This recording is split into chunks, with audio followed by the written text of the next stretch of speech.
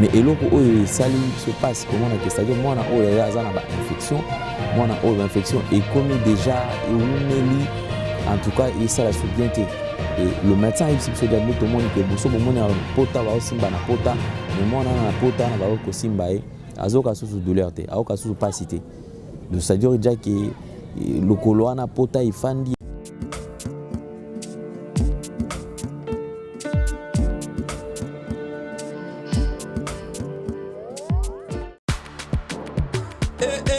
mama na ngai fongola matoi o kalisolo mwana londe mama Gisnovit ameme biso la solution pour le poso ya nzoto na biso yo muto beta batampo esala 15 à 20 ans esilaka te mwana Londres alobi solution ezwami somba kaka Gisnovit bakola na nzoto na yo na ismen ya bamba nzoto kokoma lekeleke poete mwete gu balapa solution ezwami mpona baposo ya nzoto na biso kobanga te yo mutu osala 15 à 20 ans tampo esilaka te mikusa na nzoto makodia mapalata bokono nyonso oyo etali poso ya nzoto na yo Gisnovit eye na solution mwana Londres aye na solution kobukana te livraison nango eza partout dans le monde kobukana te ndeko na ngai solution ezwami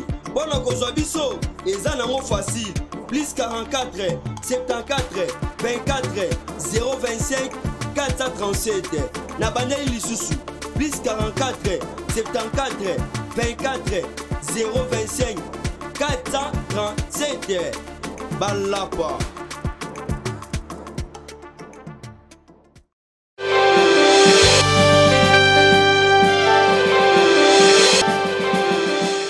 Merci beaucoup. Le Devoir nous appelle, mesdames et messieurs, vous qui nous suivez sur Nouvelle Tendance Télévision, culture d'excellence au rendez-vous.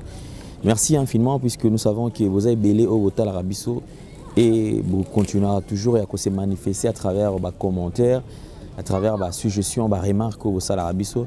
Cela prouve à suffisance que Botalaka et vous avez un associé à Moussala Oyo. En tout cas, mbote na baimbo kanyo surtout, mbote na ba congolais surtout, mbote na bandeko surtout Oyo. Bazaka tout le temps. En tout cas, de tout cœur, merci beaucoup. Et je penserai également à Bandeko, surtout à Arabiso, le Ronetia Janisita, depuis Suisse-Irlande, un homme réglo et crédible. Net il est commandant en chef Blanchard Kadhafi, l'incontournable leader, mon vieux, on a coulé tout Baleki. Et net ma sœur Chouchou Natatila, véritablement femme d'affaires qui ne cesse de se manifester et qui est tout le temps Nabiso Elongo. Merci beaucoup, nous précisons que derrière la caméra, nous avons Gédéon, là, qui est en train d'assurer la prise de vue. Et la réalisation est bien sûr assurée par Jordan Panzou, qui est au four et au moulin de temps à autre.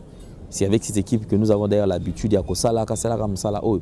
Alors, Lélo, je crois que tout ça, là, juste suite, il y a des éléments depuis très longtemps. Merci, Nabandekoto, Aza sensible au cri de détresse. Alors, Bandekoto Bogota Labiso, je crois que la fondation Ndélé au cœur de la nation a ouvert toutes ses portes pour la Bandekognon surtout. Il y a plusieurs descentes auto là depuis un certain temps. Et c'est Ngozali Mingi, comment on attend Bandeko, on peut s'appuyer confiance, que Bandeko, Baza vraiment un souci. Il y a Msala auto Kosala. Je crois qu'il n'y a pas très longtemps, nous allons suivre les images. Il y a Ndeko Nabiso, je crois, notre fille, donc une fillette de 7 ans, Obota Olanda Elisabeth. Aza Kobela, Azobela, Mbasu, Mbasu, donc Mbasu est sali 6 mois, Alors, par manque de moyens, moi, j'ai reçu traitement. C'est-à-dire qu'il y a un hôpital, enfin, il y a un tétra na pota, ceux qui ont eu douleur et qui m'a c'est qui ici pour calmer tout qui sa douleur. Et je crois que 6 mois après, je crois que ça fait très mal. Bandeko, il y a bonne volonté, net auto senga toujours vraiment. Ceux qui ont des personnes de bonne volonté, to meka kusunga mona oyo. Alors je crois que le premier pas yango de salami, kozwaye, komemaye na hôpital, na centre pour azoaranbay ba quand même état naï, il y a santé parce que moi na lelaka. Alors arrivé à l'hôpital, ni bon mona ba image awa mona balande lié.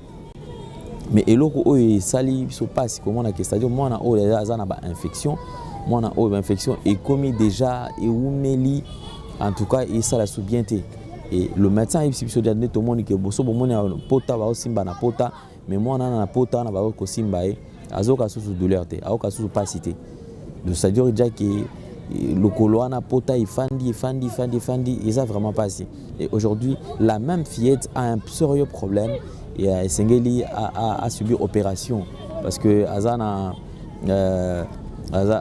hernie ombilicale oyo senga bazo akena nzela lipasu pour mona azala na kimia côté yo lokolo mbaso côté hernie ombilicale et on se demande mona oyo vraiment ceux qui nous embêté ils ont senga na bande konyo surtout je crois que tout ça déjà tout ça déjà premier pas et na moni surtout beaucoup mona qui ndezana ils ont senga mona oyo akota na écho donc c'est à dire ah bah si so déjà na bon il y a bon de demande awa il y a docteur Mwanza Simba qui nous écrit que ils ont senga mona sala examen il y a écho de la jambe droite et à sala hémogramme complet là c'est dans la clinique wa sengi donc balan de la jambe wana donc bazana besoin va ça là OK mise au point par rapport à nyonso pour ba yeba lokolo na quand même ndenge nezali ça dit moi on fois kota écho alors écho déjà nous allons nous renseigner encore un peu plus mais déjà et na écho déjà écho senga pas de ça dire que ceux que senga $50 il faut ça $50 na beaucoup vous ba traitement ya mwana oyo to ko senga na bandeko tout ya bonne volonté vous êtes parents vous avez des enfants. Même si vous n'avez pas d'enfants et que vous avez ces grands cœurs, vous êtes parents parce que parents ils allaient moto à comme ma fardeau, à kondima, à payer sa vie, à kondima, sacrifier c'est sacrifier pour na banana. Alors, aux parents, aux ana motima on il y a beau maman, il y a beau papa, nous demandons bisungi na fondation na biso ezali na makokité ya kozwa ndeko na charge na makamyo surtout alors parce que tout ça pe na makambo ebele mais na mwanda moto zoyango bomoni to sala boye na bandeko ya bonne volonté alors toujours senga na bandeko nyonso tout to meka ko soutenir bandeko et encore je tiens à vous informer que Fondation Ndé le cœur de la nation depuis un certain temps toujours senga toujours na représentation au niveau à poto donc merci na maman Marie M5 depuis Liège donc yo ndeko oyo zana bilamba ola takati ozana bilia baloso ezana ba biloko ba produits alimentaires ozana ba biloko moni ke non bilamba ola takati te ya bana na yo ya yo moko et que moni ke olingi osunga bana olingi osunga bana oyo okoki kobunda na idée na biso mosa okoki kobunda to tu en contact na maman Marie pe oyo so otinda ekokomela biso alors tout ça pe na numéro na biso de contact ya poto c'est-à-dire prendre numéro ya banque ils allaient kuna so komoni ke ko sala transfert peut-être que zo yo tant to ki ko tu yo en contact na aussi numéro na biso oki ko sala transfert na carte banque vers banque pe ekokomela la biso opération €20 ils ont continué je pense que tout ça là qui on a pasteur Blaise Maka vous avez suivi les images mais to lo baki to kosuka wana te pourquoi est-ce que nanga ki pasteur Blaise azala parce que par rapport à un message o azala ranango to expérience ya vie anzela a occupé ko partager na bande comme sous donc ya tozo continue toujours dans opération aux alina €20 €10 €50 €100 en tout cas ko hésiter ba numéro na biso yango ezali affiché a kombo oyo koki kotinda soko komeli biso to tindelo kombo ketinda na kombo oyo pe ekokomela biso et nous transfère vraiment plus na ba image bande ko belé bazolinga balinga raté batanga kombo na bango mais ba o ba osepela batanga kombo na ba ko tanga ngo donc je crois que ndeko na biso tokoki ko sauver j'ai toujours dit que un geste apparaît faible mais ils ont sauvé vie geste yozo mon exemple ki wana mais ekoki ko sauver pe vie en tout cas merci na bino surtout oyo bozala na biso elongo bozo bunda matin midi soir enfin que musala ekende liboso na ebité elo ni na oki ko pesa bino et tout ça vraiment na bomoko na bino surtout tozala toujours na bomoko merci infiniment na oyo surtout bozala pona biso Fondation Ndé le cœur de la nation ezali fondation na bino ezali fondation oyo ezali na souci vraiment tomeka kosungana parce que dernièrement tu as na orphelinat et loko comme singa o komi na orphelinat ozomona orphelinat bana bala na condition malamu te mais bakolo ba orphelinat ba na condition malamu c'est à dire komi neti commerce ba toi ça la commerce c'est ma ya bana o bazana no mike ba innocent en tout cas merci, la confiance au beaucoup Pesabiso. Alors vous allez suivre les images, vous allez image Nengenini, Msala, Sala et Nabino surtout encore une fois de plus, merci beaucoup. Donc Tokutani très prochainement, je crois que Fondation de les Apo Nabino surtout, numéro Nabiso Yangwana Oyo, ils allaient afficher Bengabiso, Tokosola Nayo, Bouger Biso, en tout cas, Tokopé Sayo.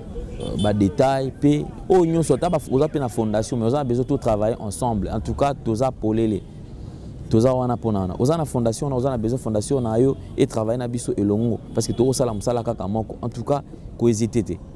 Biso tous a la wana, puis tous travailler ensemble. Merci beaucoup. Bota la image. Au revoir.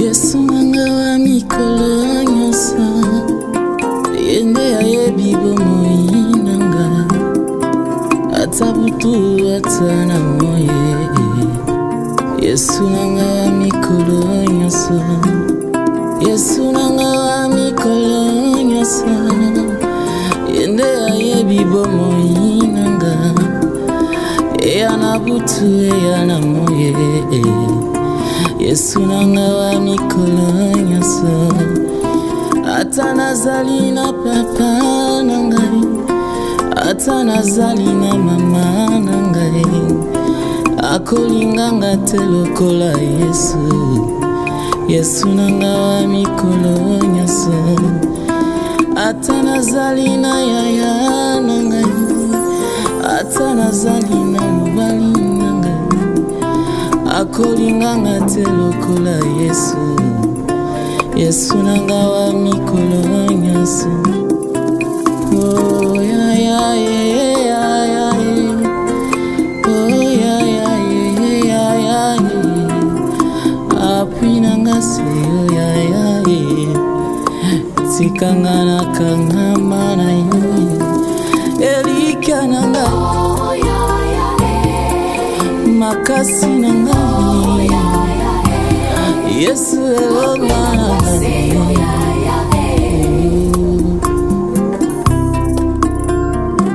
sema bilokota seyo Fatinela la kate Yesu makasi abayegale maye Yesu nanga. Peu importe le temps que je traverse, peu importe le moment difficile, je ne te lâcherai pas. Naokanga makaka na yo, naokesu wapi. Ah non, je suis nazanga nanga nyonso ekasi Yesu te. Baba wangu wa siku zote, yeye anajua maisha yangu, hata usiku hata mchana. Baba wangu wa siku zote, Yesu wangu wa siku zote, yeye anajua maisha yangu, hata usiku hata mchana. Yesu wangu wa siku zote, Yesu wangu wa siku zote, yeye anajua maisha yangu, hata usiku hata mchana. Yesu wangu wa siku zote, hata ningekuwa na babangu, hata ningekuwa na mamangu, hata nichunga sawa na Yesu.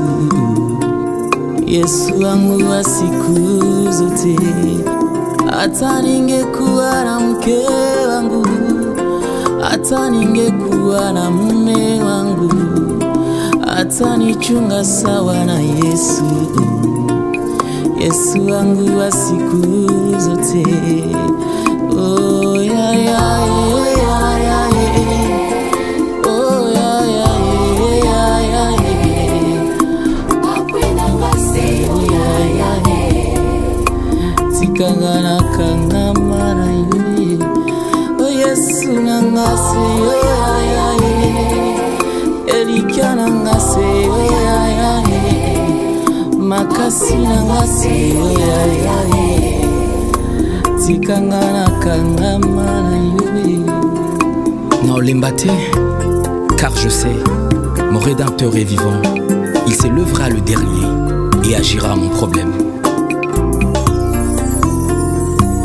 Quand je pense à ma détresse et à ma misère, à l'absinthe et au poison, quand mon âme s'en souvient, il est abattu au-dedans de moi.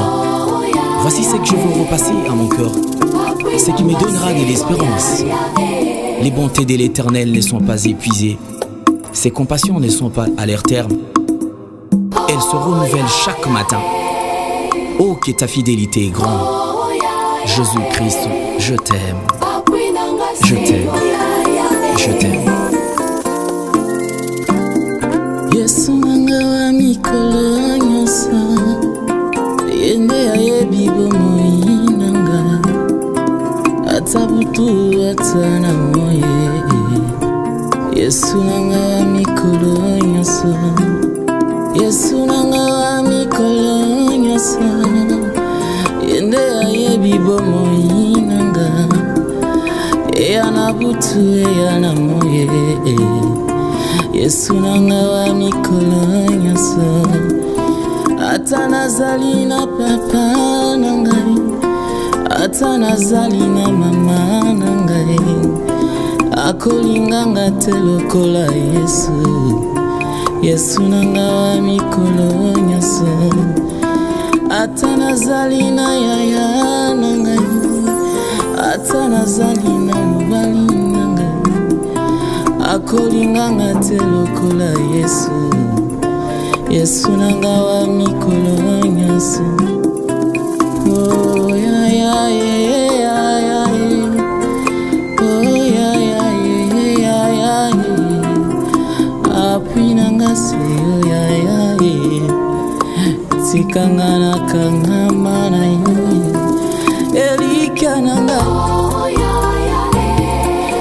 makasi nanga Yesu elonga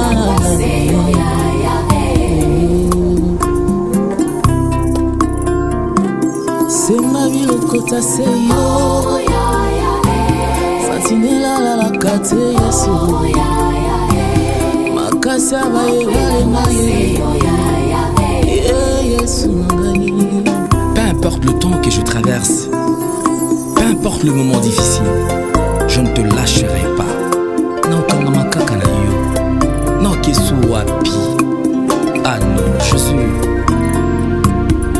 nazanga nanga nyonso ekasi Yesu te. Baba wangu wa siku zote, yeye anajua maisha yangu, hata usiku hata mchana. Baba wangu wa siku zote, Yesu wangu wa siku zote, yeye anajua maisha yangu, hata usiku hata mchana. Yesu wangu wa siku zote, Yesu wangu wa siku zote, yeye anajua maisha yangu, hata usiku hata mchana. Yesu wangu wa siku zote, hata ningekuwa na babangu, hata ningekuwa na mamangu, hata nichunga sawa na Yesu. Yesu wangu wa siku zote, hata ningekuwa na mke wangu, hata ningekuwa na mume wangu, hata nichunga sawa na Yesu.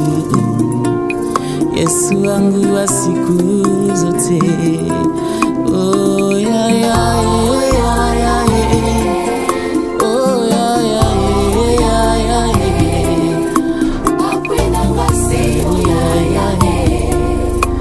tikanga na kangama na yo. Oh Yesu nanga se yo ya ya elika nanga se yo ya ya makasi nanga se yo ya ya tikanga na kangama na yo.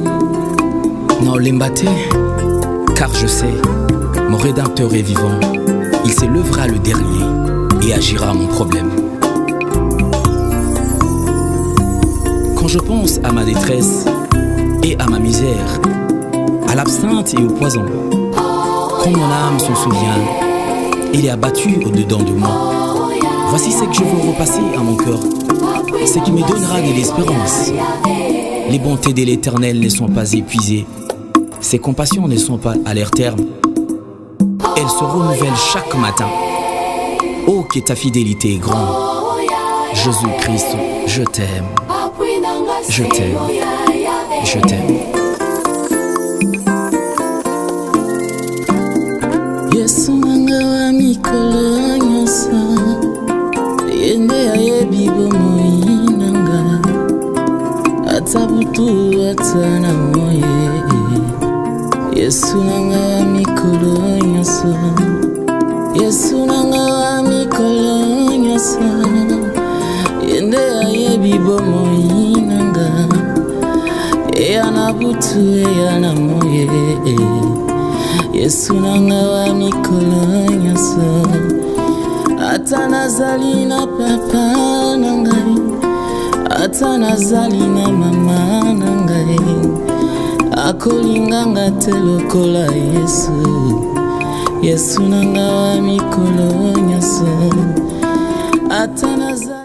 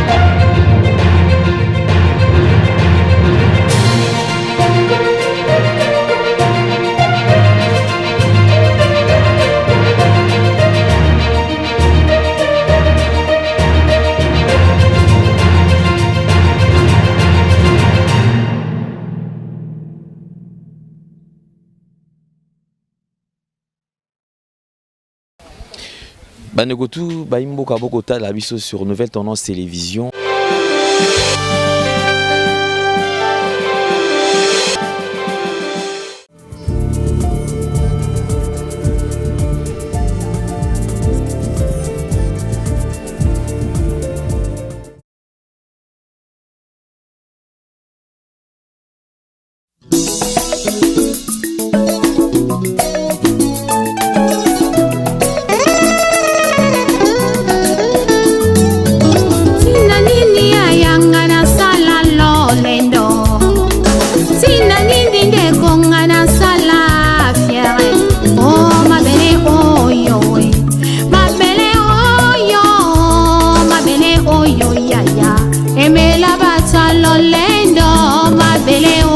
Papa, aimez la baroye, oh ma belle, oh yo pangi, aimez la bapresta, na banganga kisi, zote ko la nango, zote ko bima bakusu, zote ko zonga ma belle, no ko pamba.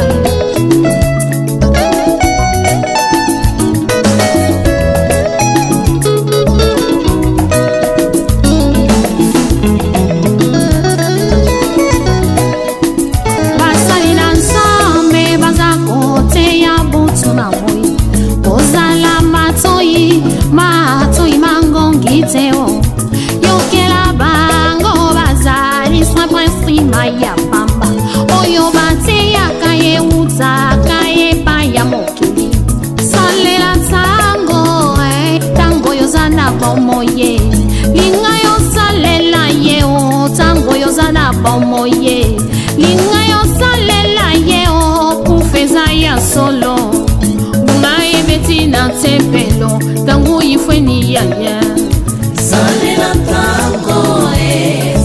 tango mbeko, salela tango salela tango fami, amani mame, amani mame, amani mame, kedika fumwe, yadilu solo pani.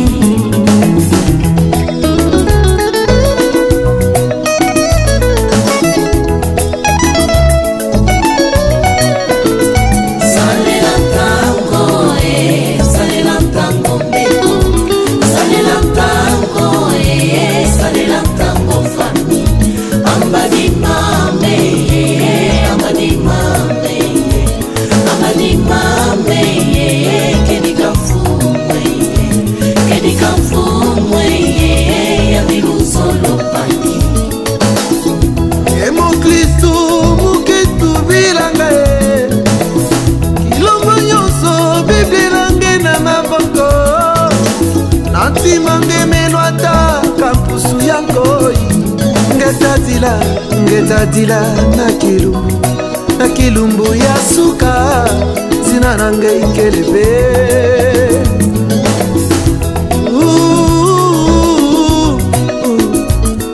Ozali wapi nkolo akoluka yo yobomani kati na masumu nkolo akobelela yo nekosomba tango mikolo ekomi mabe soki okei na moto ekozala likambo na yo kati Yesu Masia. Salela tango mbeko, salela tango fami, amani mame, amani mame, amani mame, kedika fumwe, yadilu solo pani. Mboka na mboka, tozoyoka basango. Butuna mo tozomona makambo kolo alakaki ye eza kokofisama ye. Rachetons le temps, Jésus revient bientôt. Rachetons le temps, Jésus revient bientôt. Maranatha, Maranatha, kolo akoya. Maranatha, Maranatha.